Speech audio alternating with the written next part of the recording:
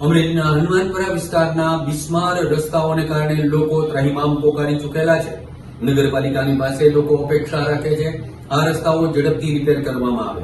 અમરેલીના હનુમાનપરા વિસ્તારની સત્યનારાયણ સોસાયટીના બિસ્માર રોડ રસ્તાથી લોકો ત્રાસી જઈને હેરાન પરેશાન થઈ ગયેલા છે। નગરપાલિકા દ્વારા સત્યનારાયણ સોસાયટીમાં રોડ ખોદી કામગીરી અધૂરી મૂકી દેવામાં આવેલી છે। ચોમાસાની ઋતુમાં ખાડામાં વરસાદી પાણી ભરાતા લોકો ત્રાહિમામ પોકારી ઉઠેલા છે। આ અન્વયે સ્થાનિક લોકોએ નગરપાલિકામાં અનેક વખત રજૂઆતો કરી છે, પણ પાલિકામાંથી કોઈ આવતું જ નથી। આ ગંભીર પ્રશ્નનું નિરાકરણ હજુ સુધી આવેલું નથી।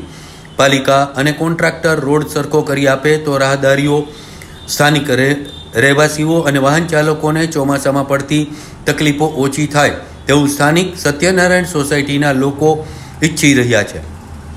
મારું નામ નિમળાબેન છે। અમે સત્યનારાયણ સોસાયટીમાં રહી છીએ। અમારે 1 મહિનો દિવસ રોડ બનાવવા આવ્યા છે, ખાડા કરીને વહી ગયા, પાણી ભરાણું છે, લાઈનું બધું તૂટી ગયું છે, હમ્યું કરવા નથી આવ્યા નળ। હવે આને વહેલા સારી કરો, છોકરા પડે છે, લપટીને વરસાદ થાય છે। દાદભાઈ વાળા બોલું છું, આ સત્યનારાયણ સોસાયટી બરાબર।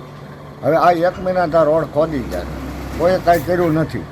હમણાં મારો દીકરો 2 દી પહેલાં પડી ગયો, કાલ વરસાદ હતો, પાણી પડ્યો છે ઓટેથી, તમે જોઈ આવો। મારું નામ ઇન્દુબેન છે। અમે સત્યનારાયણ સોસાયટીમાં રહીએ છીએ।